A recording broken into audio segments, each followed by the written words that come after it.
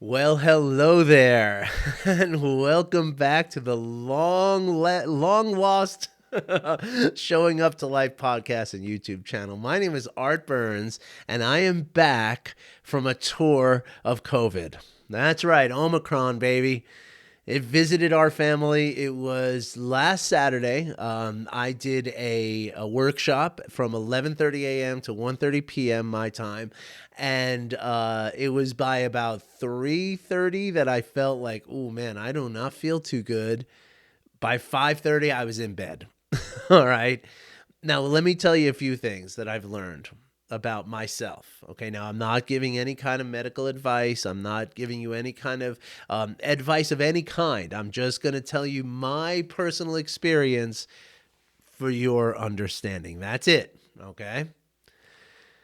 Symptoms were relatively minor or mild, I should say. It wasn't nothing. That's for sure. It definitely wasn't nothing. I definitely was sick. There's no question about it. The irony is that day, the day that I got sick, or the day before I got sick, actually, my plan was to do a video about talking about mindfulness and health, right, and how I never get sick anymore. So the universe gave me a little shot to the arm there. um, but it was actually my son who got sick that day before, so I didn't get to record video, and then by the next day I got sick. But that's just kind of funny. But the thing is, though, that I really do believe that my symptoms were much lower than they could have been, than they probably would have been a few years ago or maybe 10 years ago, because of at least a very, very large, in very, very large proportion, because of the mindfulness and compassion work that I do. Okay. So let me tell you about why that is, right?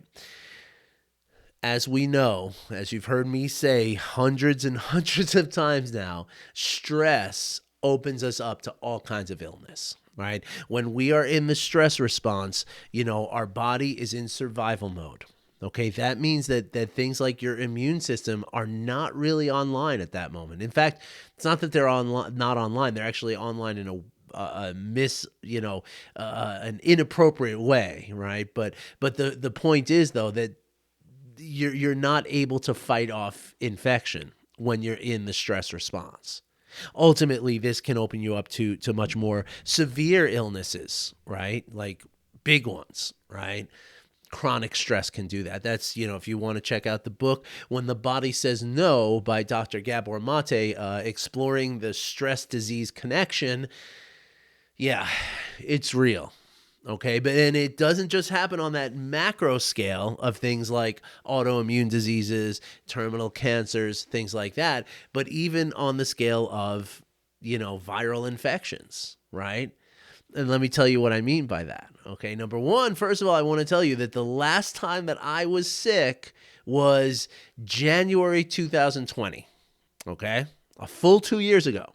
Okay, that's the last time I had any kind of illness symptoms at all. Okay, I'm talking about anything more than just a mild little sore throat. Sometimes I might feel like, oh man, I feel like my body's fighting an infection. Let me take a couple of vitamin C's. The next day I'm fine. Like that's literally as severe as it's gotten for me. Now, backtrack, and this was the video that I was planning to make. The day before last Saturday when I fell ill. In the past, oh my gosh, I was the guy in the office that if somebody just said, "Oh, I feel like a little scratchy throat," on the other side of the office, I'd be sick that night. Right? Like I caught every single illness that was going around. And when I got sick, I would be sick for like 2 or 3 weeks. And I'm talking about just with a basic cold, right? The cold would turn into an upper respiratory infection, and I would be hacking and just in misery for weeks. And this happened like at least once, maybe twice every season, every winter cold season, I mean. Okay, now, now it's not just the mindfulness and the stress, but it's also the diet. Okay, and it's very important for you to understand that I live a completely plant based diet. Okay, I do not consume any dairy. I do not consume any eggs. I do not consume any meat. I will not even use a pan that has been used for any of that stuff. Okay, without really washing it very well. Okay. And that's, that's been for 10 years now. Okay. Now, why do I tell you that? Well, partially I tell you that because my wife over the last couple of years, she's gone back the other way, and she has a thing for cheese. That's just her, and she can't, it's just really hard for her to live without cheese. And so she consumes dairy pretty regularly at this point. She also eats eggs, but I don't think that's much of the problem. She doesn't eat meat, but she does engage in dairy. Okay, not necessarily milk, which is the more severe way to go. Like when you're drinking milk every day, oof, man, that just because what happens is with the dairy, it causes mucus and inflammation in your body, right? And that's the way it works. And so, and again, of course, there's a spectrum, right? If you're just if you're only having milk in your coffee, never having any other dairy, then you're probably not so bad off, but for most people, that's not the case. And for me, it was never the case. I mean, I would have, cheese with just about every single meal. And then I would have ice cream and yogurt and milk in my coffee. I mean, I was just dairy all the time. Man, I grew up, my mother always had a glass of milk on the table for you. That was just the way we grew up, right? It was told that's the way to health, right? About 10 years ago, I gave it all up. Okay, and one night I went and I got the pizza store. The pizza shops were closed where I lived at the time, so I went to like the late diner and I got 2 grilled cheese sandwiches, one with bacon, one with tomatoes, and I chowed them both down like right there. I think in the parking lot. I think I ate them in my car because I was so hungry, and that was the last time I engaged in dairy on purpose. Now there were a few times where I ate like oh man, that chocolate must have had dairy in it. And the way I knew that was because by the time I finished this little square of fudge that I had at the bagel shop that I used to run, like before I was even finished with it, I would feel my, start to stuff up, right? I mean, that's how severe it is, right? For me. Now, you process dairy the way you process dairy, right? But for me, my body does not process that stuff well at all, okay? I mean, I personally think that it's more universal than that, but let's just keep it as a subjective statement for now, okay? But here's the point that I want to make, okay, regarding COVID. And again, I'm not giving medical information or advice here, okay? I'm just telling you what happened in my family, okay? My 2 children do not also eat any dairy. Okay, actually, that's not entirely true. Sometimes my daughter might get like a, she might eat real ice cream here and there, and she might, she'll eat like a real pizza and that kind of stuff. But it's very, very low.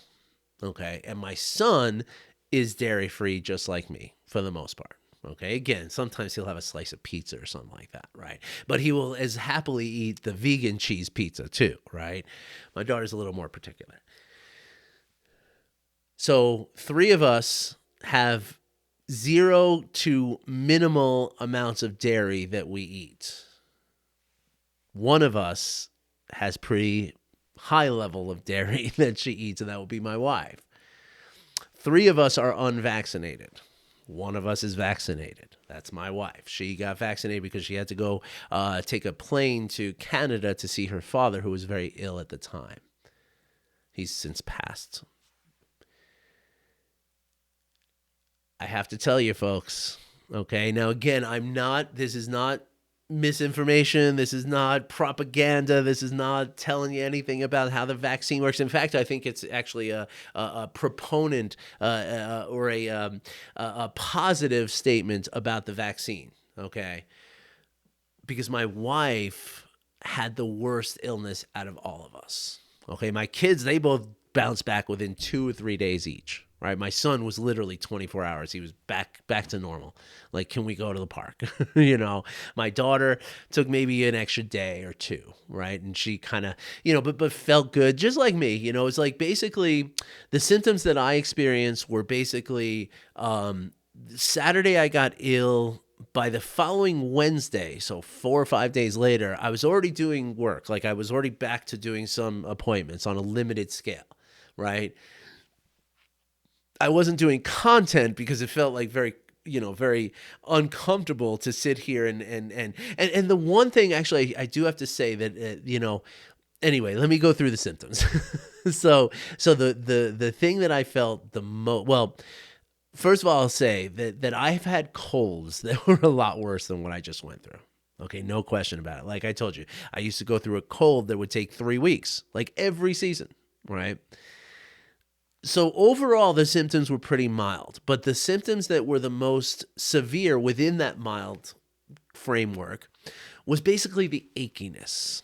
Okay, the achiness and the fogginess. Like I felt like I just couldn't like put thoughts together, right? I just felt very foggy in my mind, right?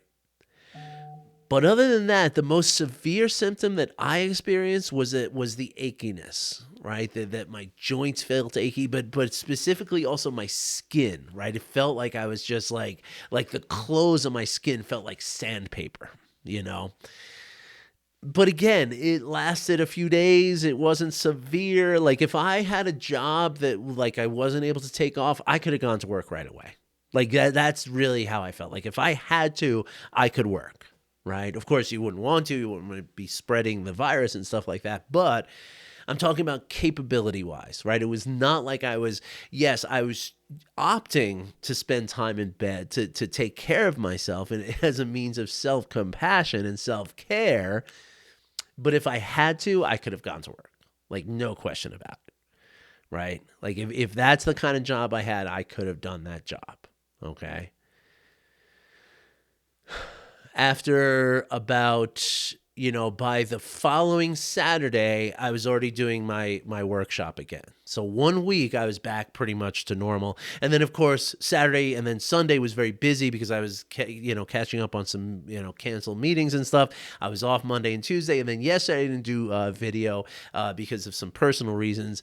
So I was dealing with some trauma stuff surrounding my birthday, which was on Monday, and the whole thing. So it was like, but I'm trying to tell you that like within a week, I was basically back to normal, My wife, on the other hand, right now, thankfully she's back to normal now. She's fine, right? But the one vaccinated person in the house, is also the person who was not, who isn't, mostly plant-based, right? She consumes a lot of dairy, as I said. And her symptoms were, I mean, pretty much the same, but like dialed up. Like if I was putting myself at like a 3, she was at 11. Like she was just, I can't. This is the worst. Oh, I'm dying. Of course, she wasn't dying. She's fine now. And the duration, it lasted a little bit longer for her. Tells you a lot, folks. It tells you a lot about the way our bodies can practice things. Now, the other thing that the process things, but the other thing that the other difference between my wife and me is that she does not practice mindfulness or compassion. As she's getting into it, and by osmosis, or there's some, Thich Nhat Hanh has said this for a long time that if you have a family where one person practices mindfulness, the rest of the family will become more mindful. As a result, just automatically, just because of the influence of that one person, right? But she is not meditating every day, right? That's not her thing, right? I don't blame her. It's hard to live with somebody like that at times, I'll admit, but I don't blame her for it, right? That's her personal choice, right? But that's the thing, folks. Stress is a really big deal for our bodies. And I truly believe that it was the reduction of the stress in my body and the reduction of the things like, like dairy and that sort of congestion and inflammation that happens in our body when we consume a lot of that stuff. So that's my report from the front lines of Omicron here. At least I think it was Omicron. Now, to be fair, I do believe that I had COVID I think I was the OG, right? Where I had it in January of 2020. That was the last time I got sick, as I mentioned a few minutes ago, right? And at that time, I was really sick. like really sick. Like I was, walking around for 3 days with a blanket over me and just like, I can't, like, it's just, this is like the worst I've ever felt, And then I had a cough that lasted for like 6 weeks after that. And I'm pretty positive that that was COVID, the original strain, right? This was really not a big deal. All right. So, but again, let me really make sure that I make the point about the vaccine. You see, like my wife, she was saying a few times, like when she'd look at me and she'd be like, "How come you're not so sick and I'm the one vaccinated? This is BS. This vax is making me sicker." And I was like, "No, no, no, no, no, no, no, no. The vax is not making you sicker, but imagine how much worse it could be right now if you weren't vaccinated." So the point is that the vaccine does what the vaccine does, and it's been shown to be very effective in limiting the severity of the virus.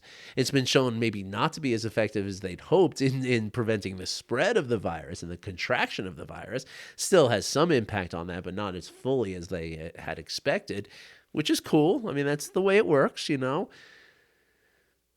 But the thing is that I think it's a lot more about our lifestyles.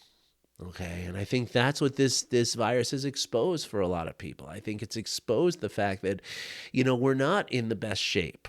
We don't have the healthiest diets.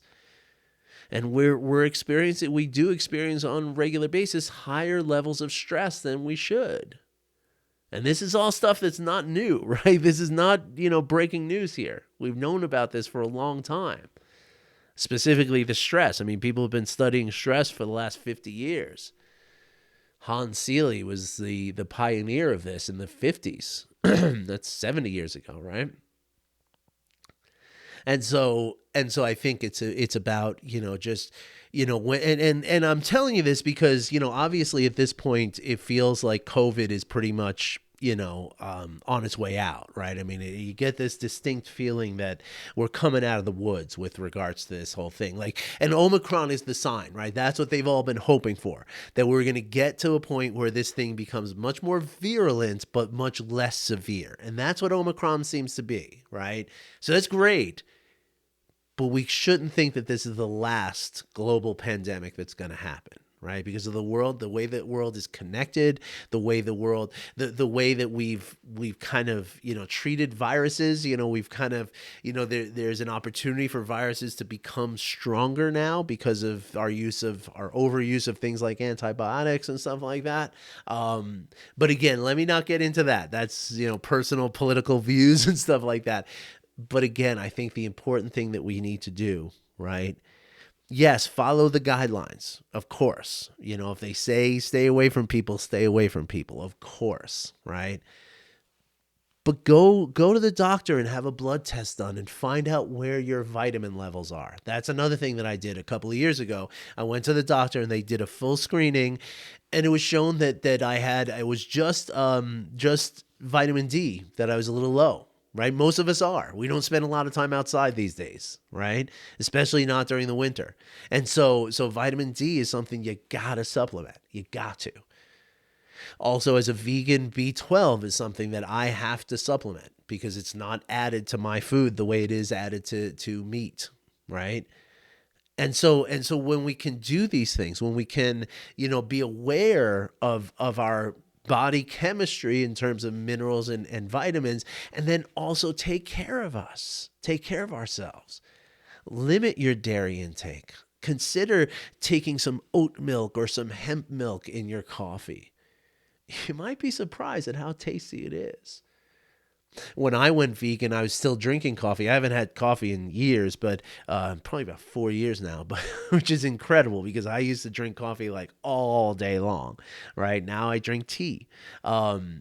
So I've cut down the levels of caffeine, which causes stress in the body, right? And so, it like stimulates or simulates stress in your body, and it does the same exact thing, right? Like your body is still going through the process of all that blood being pushed out of where all your organs are and into your arms and legs, and all that high level of stress. That's really impacting our immune system. No question about it, right? And so again, the idea here is, how healthy are we? How healthy are you? Because it's not really complicated. It really isn't. It's really just a matter of, in every moment, am I making a choice that is going to benefit my health, or am I making a choice that's going to be the detriment of my health? That's the question. It's a moment by moment experience. Do I have that piece of chocolate, or do I have an apple? Do I decide to, sit around all afternoon, or do I make myself go out for a walk even though it's cold? What is my weight? Again, that's a big, big deal. And back when I used to get sick all the time, I was fully obese, folks. I mean, fully obese. I was 100 pounds overweight. Right now, I'm like on the cusp. I'm just shy of obese. I'm really just overweight, which is okay. Oh, it's not great. But again, if I had 100 pounds more on me, I might be sitting in a hospital right now with a tube down my throat. That is still happening to a lot of people. But my point here is that, we have a lot more influence on this than maybe we believe we do. And it's physical, and it's also mental and emotional. All right? So check in with your diet. Check in with it. See, just and really be curious about it. Right? Don't be rigid or chaotic, but just be curious about it and see if there's little changes that you can make. Really little tiny changes. Can you change one meal every day? So instead of maybe at lunch you have a turkey sandwich with Swiss cheese and lettuce and tomato and Russian dressing on rye bread. That used to be my jam. It's delicious. But maybe instead of that every day, you have a salad with no dairy. Just one meal a day. Can you, meditate for just 5 minutes every day? Can you practice loving kindness for those around you? Right? These little tiny changes can mean a huge thing in terms of your ability to, and it's not just the pandemics and whatever, but it's also how can you handle the stress of the news these days, right? And I'm going to get into that maybe tomorrow with what's going on in Europe right now, which is not the only thing that's going on in the world. I mean, anyway, we'll talk about that another time. But even managing that, right? Even managing what happens to your body when you turn on the news. That's important too. Okay? All right, folks. Well, I want to tell you it's great to be back. You can probably tell I'm still not quite 100%, so I don't want to, mislead anybody in that sense either. But I'm definitely 98%, and so I'm really looking forward to getting back into our regular content. And so tomorrow I'll be back. All right. Thanks so much for listening. Thanks for watching. I wish you well, and I hope to see you soon. Take care.